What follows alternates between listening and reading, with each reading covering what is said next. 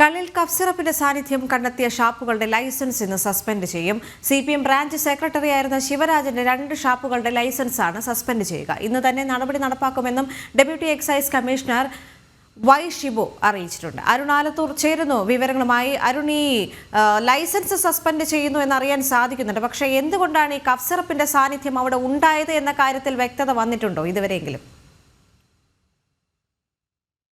ഉണ്ടായിട്ടില്ല എന്നുള്ളത് തന്നെയാണ്. ഏതായാലും സംഭവത്തിൽ ഈ ഷാപ്പുകളുടെ ലൈസൻസ് ഇന്ന് തന്നെ സസ്പെൻഡ് ചെയ്യുമെന്നാണ് പറയുന്നത്. പാലക്കാട് എക്സൈസ് ഡെപ്യൂട്ടി കമ്മീഷണറാണ് ഇത്തരമൊരു തീരുമാനത്തിലേക്ക് എത്തിയിരിക്കുന്നത്. ഷാപ്പുകളുടെ ലൈസൻസിയായ ശിവരാജന്റെ എല്ലാ ഷാപ്പുകളുടെയും ലൈസൻസ് സസ്പെൻഡ് ചെയ്യാനാണ് തീരുമാനം. ഇന്ന് തന്നെ നടപടി നടപ്പാക്കുമെന്നും deputy excise commissioner Y. Shibu പറയുന്നുണ്ട്.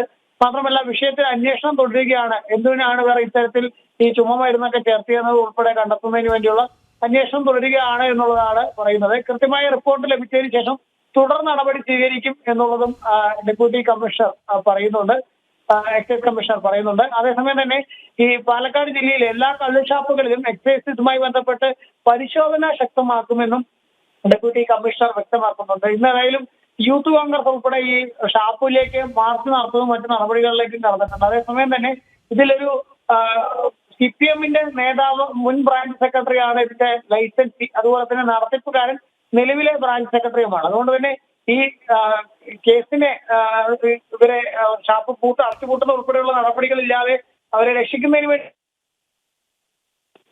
പരാതി ഇതിനോടകം തന്നെ ഉയരുന്നുണ്ട്. ഇത്രയും ഇങ്ങനെ ചുമമരുന്നിന്റെ സാന്നിധ്യം കള്ളിൽ കണ്ടെത്തിയിട്ടും ഇതുവരെ ഈ 2 ഷാപ്പുകളും അടച്ചുപൂട്ടുന്നതിലേക്ക് കടന്നിട്ടില്ല. അത് ആ ഒരു തീരുമാനം വൈകുന്നത് ഏതെങ്കിലും തരത്തിലുള്ള സ്വാധീനം കൊണ്ടാണോ എന്നുൾപ്പെടെ ചോദ്യം ഉയരുന്ന സാഹചര്യവുമുണ്ട്.